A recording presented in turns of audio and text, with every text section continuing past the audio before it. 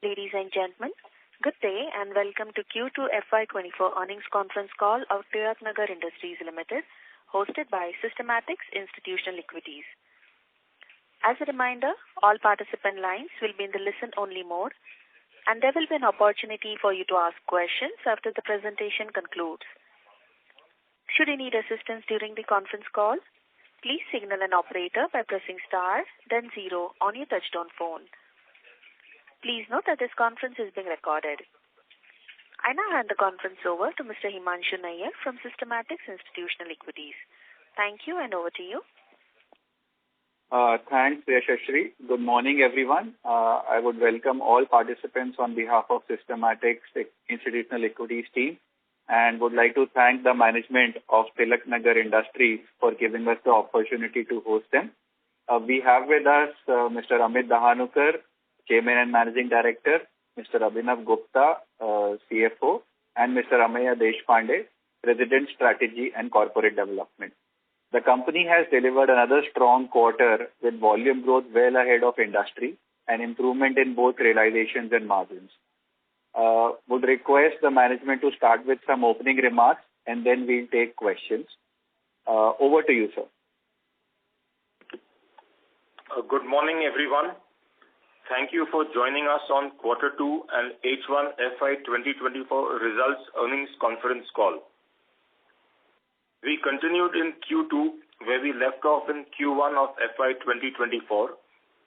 Our volumes grew 17% year-on-year and 13% quarter-on-quarter. Mansion House Brandy, our flagship brand, has now crossed 4 million cases in H1 FY2024. Volumes over the past 30 months have doubled, with a volume of 5.5 million cases in FY21 to 9.6 million cases in FY23. Slandy, our premium flavored brandy range, has been receiving a positive response in its first year of launch. It currently sells now at 5% of the flagship Mansion House brand in the relevant markets. Over the past few years, brandy P&A has been one of the fastest growing P&A category, a growth primarily driven by Mansion House Brandy. Despite this industry-beating growth, we believe there is still significant headroom left for further growth. MHB is the largest selling brandy in India and second largest selling brandy in the world. It is also the second fastest growing alcohol brand globally as per the Millionaires Club 2023 report by Drinks International. TI and Mansion House Brandy has been gaining market share across most regions it is present in. For H1 FY24, TI moved up one spot to become the fourth largest IMFL player in Telangana. Slandy became the third largest brandy brand in the state, with Mansion House retaining its numero uno position. TI not only maintained its leadership in Puducherry, but also increased its market share in the state by a whopping 900 basis points to 28% from 19% last year. On the marketing front, our new proposition for Mansion House, A Warm Welcome, which was launched in Quarter 1, is seeing great traction not only on ground but also on digital assets. Our YouTube campaigns have now garnered more than 20 million views. Our focus on brandy as a category will continue with at least one premium launch in Quarter 3 FY24. Before I hand over to my colleagues, I would like to reinforce that TI continues to be committed to giving brandy, which is the second largest IMFL category in India, the share of voice it deserves. We will continue with our strong innovation pipeline in brandy and premiumization strategy and expand our existing portfolio with high-quality premium spirits that would make the world take notice. I now hand over the call to our President of Strategy and Corporate Development for a detailed financial review. Over to you, Ameya. Thank you, boss. Welcome all to the call. As Mr. Dahanukar mentioned, our volumes grew by 17% in Q2 and 28% in H124.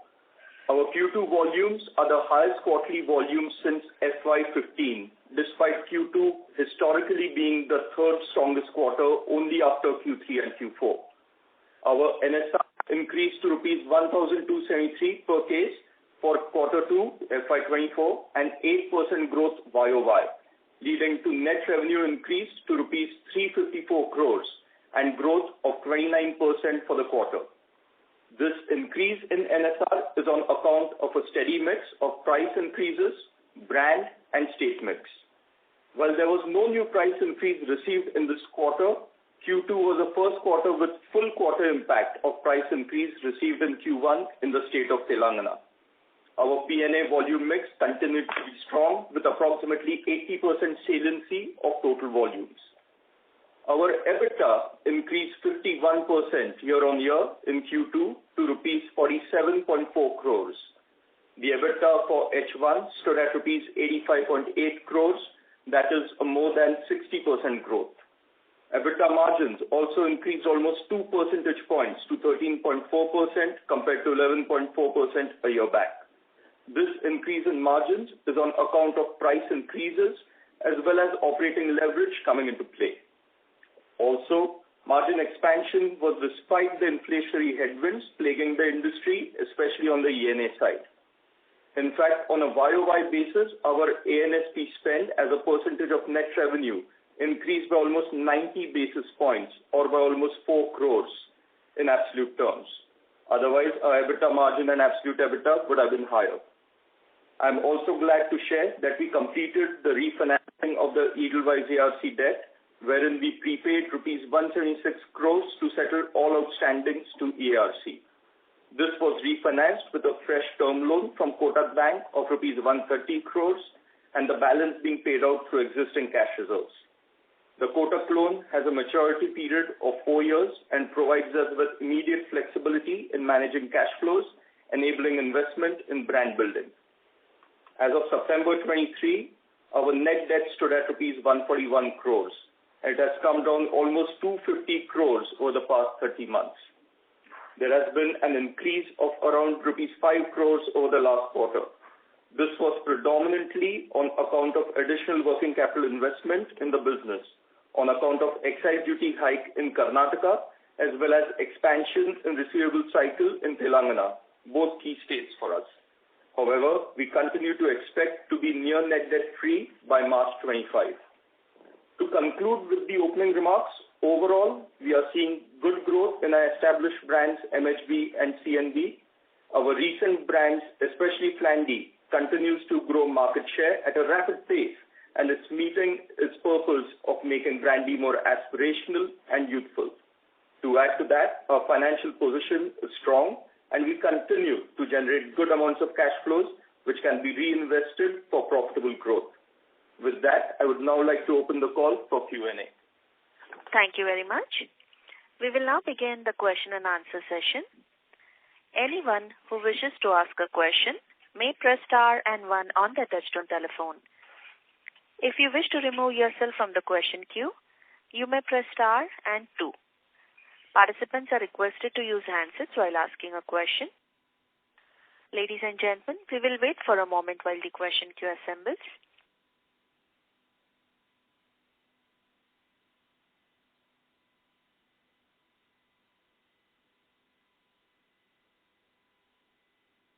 We have our first question from the line of Himanshu Shah from Dolat Capital. Please go ahead.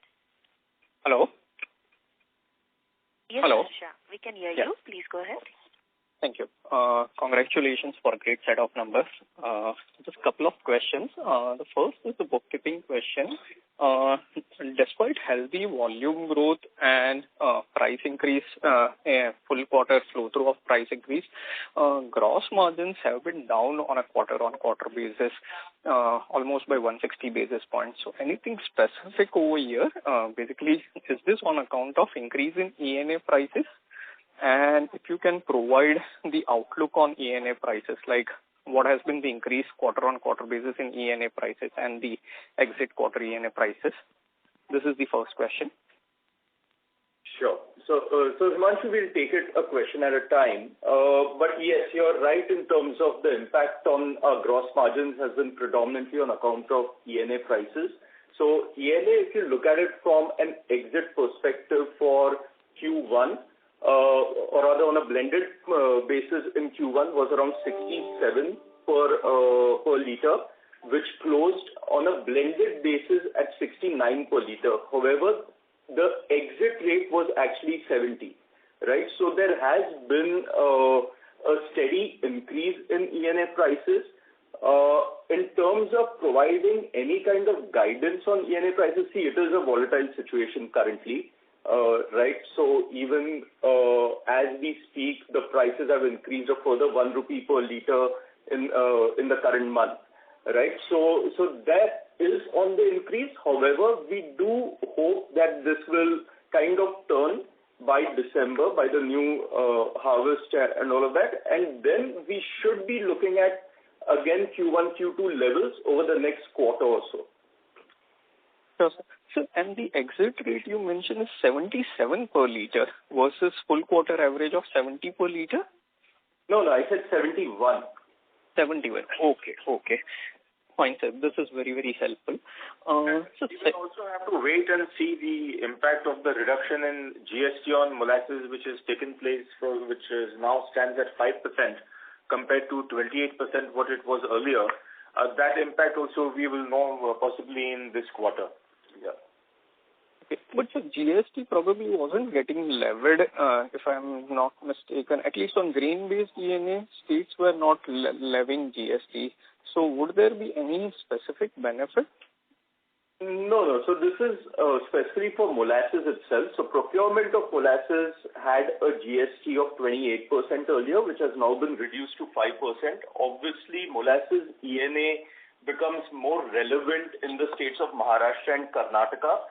Obviously, UP being another state where it does, but not relevant for us, right? So Maharashtra, Karnataka, there could be an impact, but difficult to quantify as of now. Sure. And so just in continuation of that, what would be our mixed consumption in terms of grain-based ENA versus molasses-based ENA? We don't actually provide that information, but that's fairly fungible, higher on the grain side. Yeah. That's very helpful. So second question is, overall brandy market size, if you can provide some color, I presume it's around 80 million cases, predominantly in the southern India, but if you can correct me if I'm wrong, and what would be the mix of PNA within that for the industry?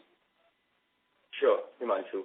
So yes, you're right. In FY23, the brandy industry was around 85 million cases, right? We have seen a slight growth currently in H1. It is at almost 45 million cases as we speak.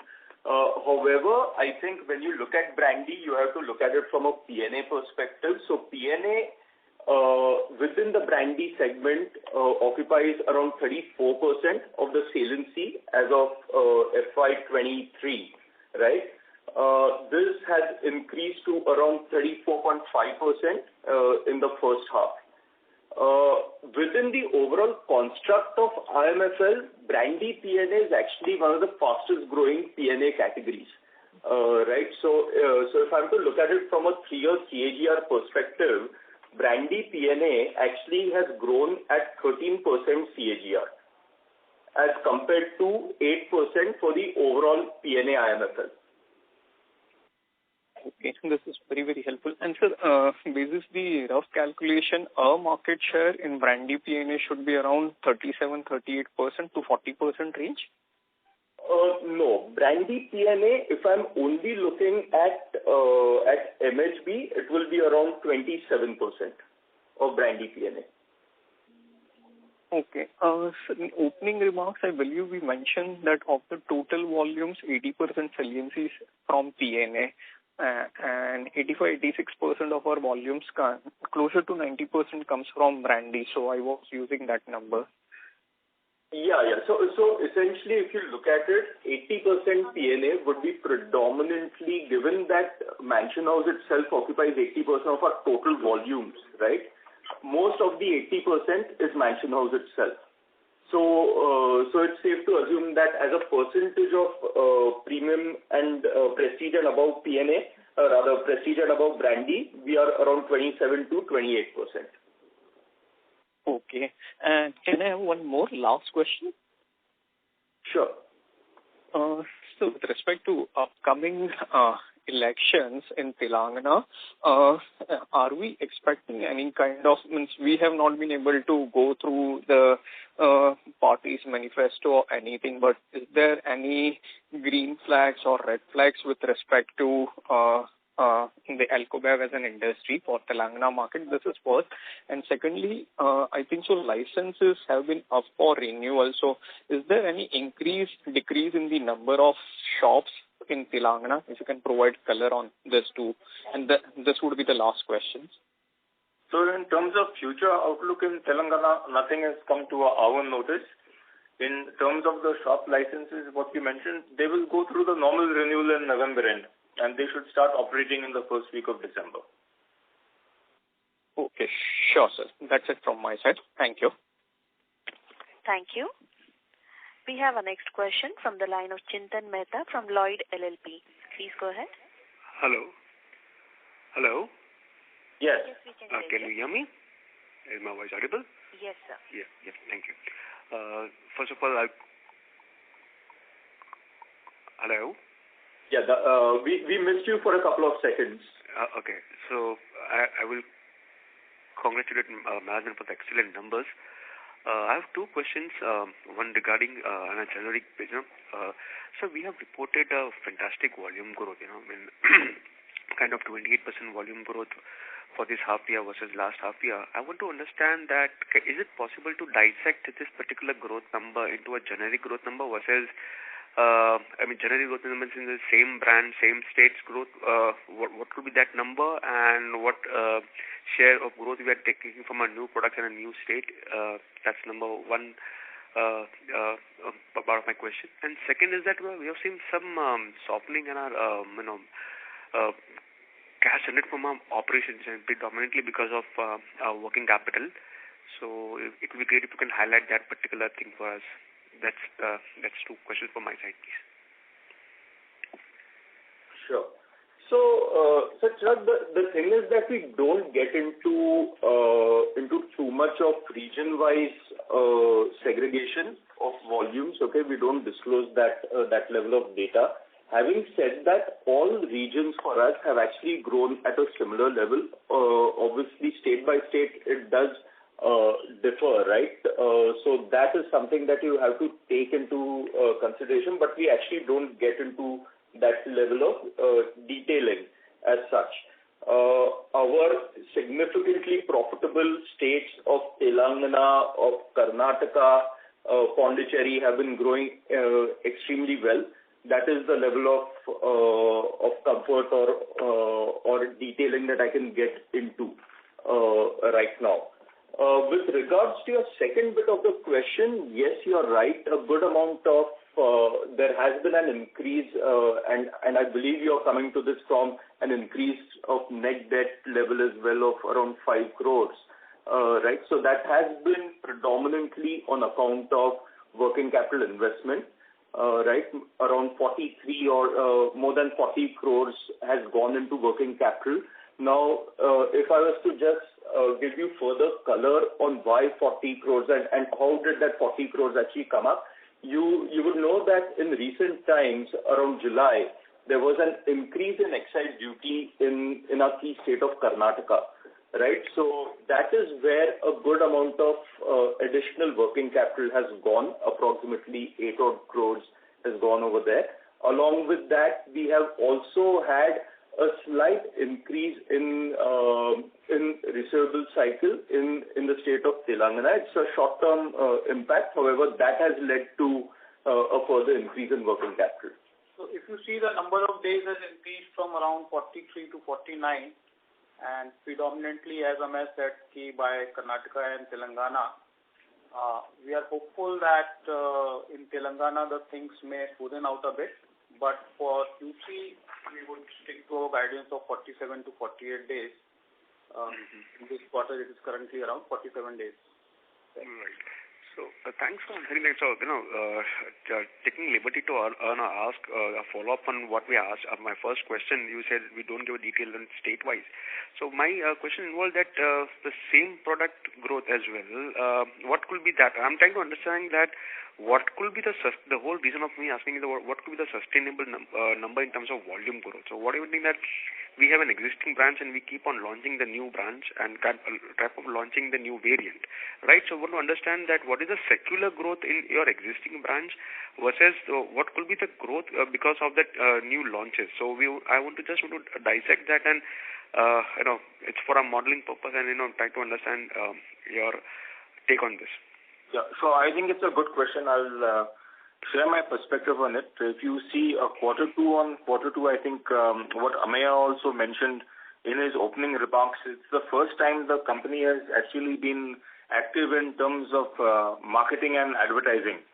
We've had an additional spend of close to 4 crores in quarter two.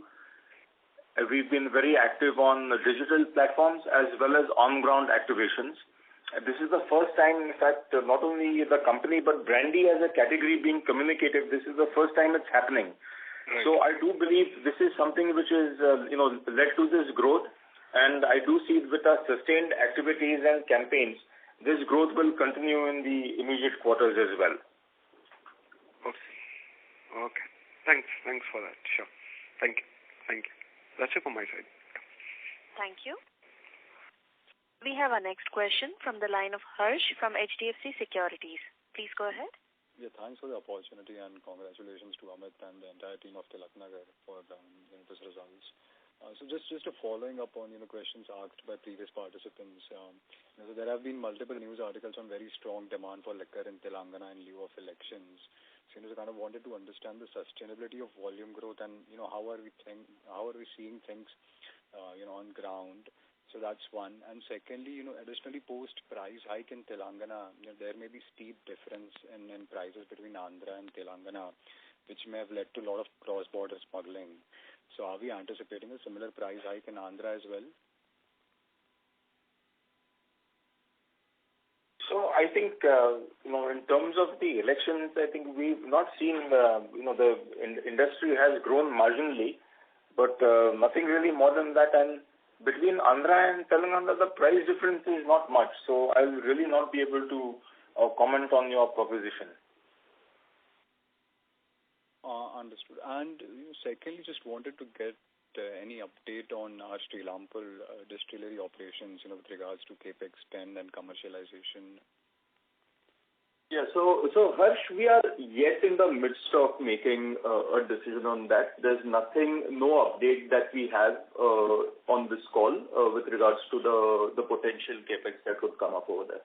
But like I had mentioned earlier as well, the potential capex, if and when it does come up, just for the benefit of others, would be around 40 to 45 CR for the distillery. It's a 100 KLPD distillery. Right. So there's no tentative timeline to it, right? No, Harsh, not yet. Sure. So thanks for that. I'll come and queue for the follow-up questions. Sure. Thank you. We have a next question from the line of Anushka Chitnis from Arihant Capital Markets. Please go ahead. Thank you so much for giving me the opportunity. I just wanted to ask a few questions. One being that since you've entered into the states in the Northeast, how is the response in those markets, and what's your strategy if you want to enter any new geographies? So Northeast we have just introduced. In fact, it's a very early introduction. Of course, Mansion House brandy has been the leading brandy in the Northeast. In fact, in few months, for example, in Sikkim, it is the single largest selling brand in Sikkim. Whereas the other geographies are concerned, we've had a recent launch in Blue Lagoon Gin. It's very early days really to make any specific guidance in terms of the numbers or the progress right now. I think we have not even achieved the width of distribution which we intend. So it will be quite premature to make any comment on that. Okay. And what's your response like for the non-brandy portfolio? So the thing is that for the moment, we have guided this earlier as well. For the next year and a half, 2 years, our focus is very much on brandy and to keep expanding our market share within brandy itself, right? Having said that, along with that, yes, there are developments which are taking place in the non-brandy portfolio. You've seen the refresh of Blue Lagoon, which frankly is not a play so much on gin, but rather a play on white spirits and flavored spirits, which are seeing significant growth in the industry today. But I think you will start seeing the fruits of all these developments from a non-brandy perspective, let's say three odd years forward, right? That is when you will start seeing some incremental eye-popping results coming out of that. For the next couple of years, it's brandy which is going to be leading paving the way for us in terms of growth. Okay, thank you. And do you have any launches in H2 plan? Any new product developments? So to follow up, from what Ameya has said, we reiterate our position as a brandy first company. That's our strength and that's our focus. And as I had mentioned earlier also, now we are channelizing significant amount of resources in terms of communicating the proposition which we have for brandy. That said, we do have a new launch which will be happening in quarter 3 of FY2024, and we'll keep you updated about the same. It remains in the brandy space and it will be premium to Mansion House. Okay, thank you so much, sir. That's all from my side. Thank you. We have our next question from the line of Pankaj Kumar from Kotak Securities. Please go ahead. Yes, thanks for taking my question, sir, and congratulations on a very good set of numbers. Sir, my question pertains to more on the industry side, particularly for brandy in the IMFL category. So, as you stated, in the last 3 years, this brandy category has grown at 13% CAGR versus 8% P&A. So, how do you see next 3 years for the brandy category, given this white spirits is also now getting a lot of demand and all those? So, given in this current scenario, how do you see brandy as a segment for next 3 years? So see, I think whatever developments that are happening in brandy currently are happening on the P&A side, right? And obviously we are paving the way over there. We are more than 1/4 the market, or rather the industry on the P&A brandy side, right? So we drive most of the growth that's happening. Having said that, I think across categories we are seeing tremendous developments happening on P&A. In terms of growth, I think we are obviously not looking at the kinds of growth that you've seen in the past, right? These will mellow down to some extent. From an industry perspective, you're looking at single-digit growth, right, for the next few years. Brandy P&A, given that it will be driven by us predominantly, you should be looking at somewhere in the higher single to lower double digits, right? With our guidance being in the mid-teens kind of growth. Okay. And sir, my second question is more on the long-term margins. Given this, your gross margins at 49% average that we've seen in the first half, and 80% is a P&A for you. So what are the levers for improvement in the gross margin in the next 2-3 years? So from a gross margin perspective, I think the couple of things over there, right? First, at some point the ENA prices I think will halt, right, from the monthly increase that we are seeing. I think that is one part of it. The other part, which is more specific to us, is the fact that Flandy as a product or as a brand, right, has only started picking up pace, right? So it's as Mr. Dhanukar mentioned, 5% of overall MHB saliency, right, in the relevant states in which it has been launched. You will see Flandy picking up in volumes, okay, as a share as well, which will lead to an increase in gross margins because it is a more premium product and therefore more profitable. Along with that, as Mr. Dhanukar also mentioned right now, in response to the earlier question, we are coming out with a new brand in this quarter, right, which is again at a premium to Mansion House. So you should be looking at certain level of incremental margin expansion that does happen from here. Quantification becomes that much more difficult given the volatile times that we are in terms of commodity prices. But yeah, I think even going below gross margins, if you look at EBITDA margins is surely something that we should see some improvement on, given operating leverage coming into play as well over there. Okay. And sir, the last question, if I may. So that is on accumulated losses that you have. So given that accumulated losses, we have a zero tax in this quarter. So for how many quarters that we can see zero tax continue? So from next year, we are expecting that we will be paying taxes. So this year would perhaps be the last year wherein we are availing tax. And from your modeling perspective, it would be safe to assume Q1 onwards, Q1 of FY25 onwards. Okay. Thank you, sir. Thank you. Before we take the next question, we'd like to remind participants to press star and 1 to ask a question. We'll take the next question from the line of Marcel, an individual investor. Please go ahead. Yeah, hello. Yeah, my first question is regarding this Punjab Expo, wherein we have taken impairment of 100 crore rupees. So where do we stand on this one? Are we going to revive it, or if you are not going to revive it, then are we going to just sell it at salvage value? And the land is whether this particular land is leasehold or the freehold land? No, so Prague is, I think you were mentioning about Prague distillery? No, actually I'm mentioning about both Punjab Expo and the Prague. So you see these units, they are of strategic importance to us. Punjab, if I take first, it is present in North India, and at some point of time we do propose to enter North Indian markets.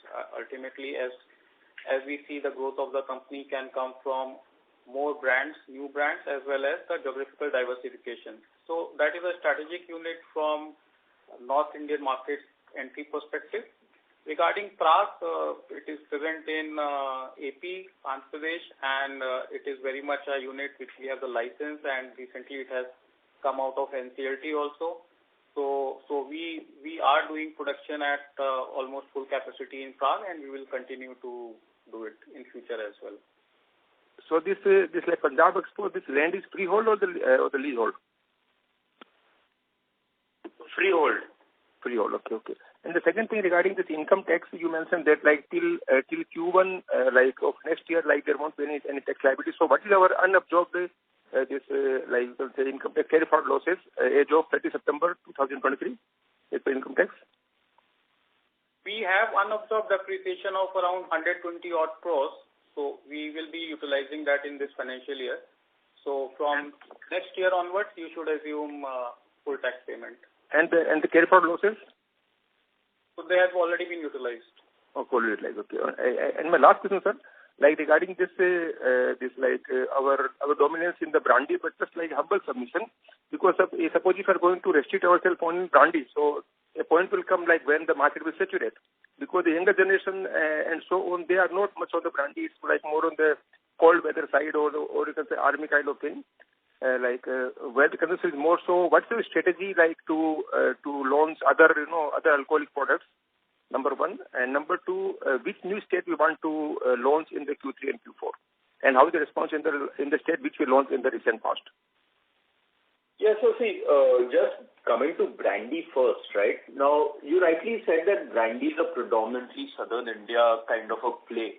However, I think what one needs to look at from an IMFL industry perspective is that South India actually contributes more than 50% of the volumes of Indian IMFL, right? You add to that the institutional side of the business of CSD and PMF, where also brandy gets sold pretty well, right? Yeah. You're looking at more than 60% of the overall industry, which is being catered to by us as such, right? Now, with respect to why focus on brandy for the next year and a half, 2 years, is that, see, there is still a long way to go, right? I earlier mentioned that brandy P&A is the fastest growing P&A category within IMFL. But one more thing that we need to consider over here is that brandy P&A takes only 34% share of overall brandy. Right? You compare this to another category like, let's say, whiskey. Whiskey has got a 54% or rather a 55% saliency of P&A within overall whiskey itself. Vodka is more than 60%. 60% of vodka is actually vodka P&A. So we still see a great amount of headroom from a premiumization perspective within brandy as a category. And that is where, and we are strong at brandy, right? We are the kings of brandy. There's no denying that. And we just want to make ample use of the position that we are in to build brandy as a category. And sir, like, what is this P&A? I didn't follow this one. Prestige and above. It is the premium side of. Okay, got it. So sir, like in the similar range, then like we should also focus on rum, because in the like P&A in the army, this rum is also like consumed very in large scale. So are we having this rum product or not, or are we trying to launch rum? We do have a rum product. It's a brand called Madira, which is pretty famous within the CSD as well as in Kerala as well. So we do have a rum product, but yeah, I think it comes down to what are we extremely strong at, and brandy obviously is that category. So I would just like to, add to what Ameya was saying to summarize that based on brandy portfolio in past 30 months, we have doubled volumes and we're seeing the momentum continue. So I am not seeing any, clear, why we should, do anything too much different at this stage when in 30 months we've been able to clearly demonstrate that we have doubled our volumes. And what is the market share in the brandy currently? And like what market share you want to target, say, by the end of next financial year, for example? So I think we have already addressed this question. I think if something remains, you can, write to us directly. We will respond to you. Okay. Thank you. Thank you. We have our next question from the line of Karan Sanwal from Niveshaay. Please go ahead. Yeah, am I audible? Yes, but please use your handset. It is not very clear. Sure. Hello. Yes, please go ahead. Yeah, thank you for the opportunity and congratulations on good set of numbers. I wanted to understand how is the response of the Flandy that we have launched in the last year, and if you could share the future contribution of the Flandy segment and the margins that we could expect from the same. Sure. So margins we will not get into. That is level of detailing on a brand-wise basis that we don't get into. But needless to say, it is a high contributing, a high margin product given the premiumized level at which it stands, right?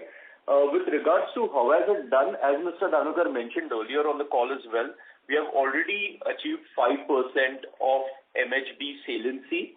Right, Mansion House brandy saliency, which is a pretty good number given the fact that this brand has been launched only around 12 odd months back.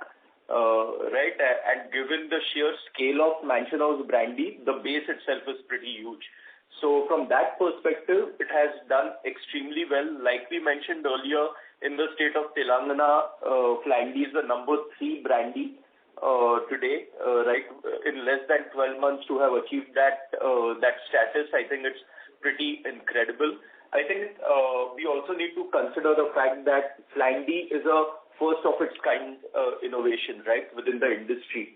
Never has India seen a flavored brandy come out of its stable as such, and we are extremely proud of this innovation. We are actually, just to give you a sense of how well it is doing, you should be seeing a couple more, flavors coming out of this portfolio as well very soon.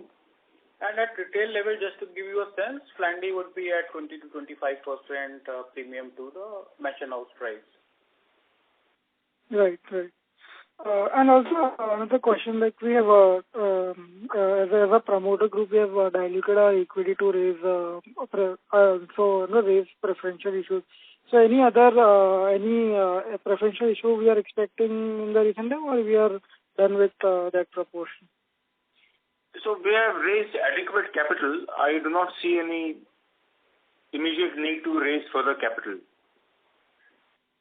Right. So we would be comfortable managing our working capital with the facilities that we have right now?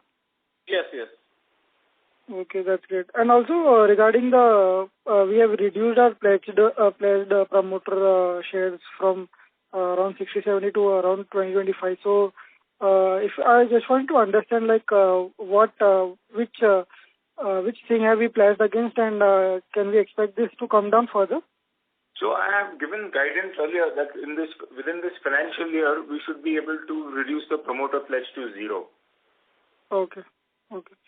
And also, one last question. I think the previous participant also asked, but we have, marked a good increase in EBITDA margins in this quarter, and congratulations for that. But would that level be sustainable, or can we expect some further increase in that EBITDA margin level on a consolidated basis? Yeah, you should be looking at further expansion in EBITDA margins. Any range that you could give, or how? Yeah, we'll stick to our guidance. So FY24, we will close between 13 to 14%. That's a guidance which has been given earlier as well. We, as of H1 24, are at 13%. So you should see this increasing to some extent for the rest of the year, right? And for next year, you're looking at anywhere between 14% to 14.5%. Okay, that's great. Thank you so much, and all the very best for the coming year. Thank you. We'll take our next question from the line of Himanshu Nayyar from Systematics Institutional Equities. Please go ahead. Thanks, sir. So I had two questions. Firstly, talking about premiumization in brandy. So after the new premium launch that we are talking about that we will do in the third quarter, do you see, have you identified more gaps in the space and at higher price points, maybe which you can look to target in the next 2 to 3 years to increase the share of P&A in brandy, which has been lagging relative to whiskey, for example? Yeah. No, sir, actually a brilliant point, Himanshu, that you brought out. That is exactly the strategy with which we go about introducing new brands, right? So if you have to look at, just take an example, right? Let's take the example of a state like Karnataka. If you look at Karnataka whiskey market, you will have around 10 to 12 different price segments within whiskey itself. However, when you start comparing that to, let's say, brandy will have anywhere between 5 to 6, best case, right? In certain states, it may even be just 4 price segments that are there. So that is exactly what we are trying to do with our premiumization ladder over here, whereby we are actually trying to find need gaps in terms of where can we slot in products or brands, okay, at a relevant price point where it doesn't exist today. And that is exactly what this new brand is going to be. It is going to be put in a price point which doesn't exist to a great extent in brandy. You will see sister peers in terms of whiskey and all, but not so much, but not in brandy. So that is the entire strategy going forward for us. Got it. And one more point. We have talked a lot about our strategy and numbers, etc. But I believe we've also beefed up our management bandwidth quite a bit, which has obviously been driving this execution of the strategy. So if you guys can share some details on the senior hirings that we have done, especially in the last couple of years, with a view to strengthen our mid and top management, basically. So, yeah, that's an interesting point which you have made. I think there's a process which is continuous. But yes, the senior management now we have adequately staffed, with the domain expertise, and the talent bandwidth now has significantly improved in the company. which has been one of the primary reasons I feel we have been able to execute the strategy. Over the last 2-3 years, I think that's been quite evident, and that's gone a long way in helping us execute our vision. Mm-hmm. And we are confident of retaining this talent via enough incentives, etc. Right? So I feel, in terms of the compensation, we are on par with the industry, the best in the industry. There's no doubt about that. We also do have a very attractive ESOP policy, which is working very well currently. So the senior management and mid-level management have adequate ESOPs. So I believe that will keep them engaged with the future of the company and the company's prospects. Got it. Great. That's all from me. Thanks, and all the best to you. Thank you. We have our next question from the line of Varun Mishra, an individual investor. Please go ahead. Hello. Yeah, hi, sir. Am I audible? Yes. Yeah. Congratulations for a good set of numbers. Firstly, my question was as you have seen, there is an increase in VAT as far as Maharashtra state is concerned. So, quarter 3 being one of the strongest quarters. So, could we see an increase in the revenue in this quarter, the preceding quarter? You're referring to Maharashtra? Yeah, to Maharashtra. So, see, Maharashtra is a very small state for us in terms of saliency. It's actually in low single digits, so it's not going to be meaningful for us. Okay, so it won't be there won't be any revenue drivers from Maharashtra, the major ones? No. Okay. And do you have any plans to get into ethanol in the future or any non-alcoholic segments? Not right now. We will keep you all updated if there's any significant material development. Okay, great. Thank you. That's all from me. Thank you. We have our next question from the line of Nakul Joshi, an individual investor. Please go ahead. Thank you so much for the opportunity, and a big congratulations for a very good set of numbers. So I have a couple of questions, starting with the UK free trade agreement, and wanted to know that how is it progressing and what impact it could have on the company's revenues, and also do you see any particular downside or any red flags in our domestic dominance because of the same? So see, UK FTA doesn't impact us significantly given the fact that we are a predominantly brandy player, right? This would be more an impact for whiskey players, but not so much for us. Understood. And does it open up more export opportunities for us? No, I think I wouldn't comment on that. No problem. And second question was about the in terms of raw material and bottling cost, where do you see the same going? It's more operational efficiency possible over here? So see, raw materials, frankly, very difficult to put a handle on that, right? Means ENA prices are what they are. They are at, I think, a pretty elevated level as it stands. But we do believe that at some point this will pause and potentially come down as well, right? So there could be some margin drivers over there. With regards to bottling charges and all, I think we are pretty well optimized right now. So we don't expect any further optimization coming out from on that side. Understood. That's it from my side. Thank you. Ladies and gentlemen, in interest of time, that would be the last question for today. I now hand the conference over to the management for closing comments. Over to you, sir. So thank you all for your participation on this call. If there are any individual queries, we are free to address it. I think to summarize, we continue on building our brandy portfolio. As a brandy-first company, I think our endeavor will, remain to grow the brandy category. We don't particularly view it in terms of category, in terms of what Ameya also has mentioned. It's more price point strategy which we have is that so we are competing with whiskey at particular price points, and our endeavor will be, to try and see whether there's some migration from other flavors. For example, Slandy, which we spoke about earlier, it's being viewed, rather than being viewed as a flavored brandy, is being viewed as a flavored spirit.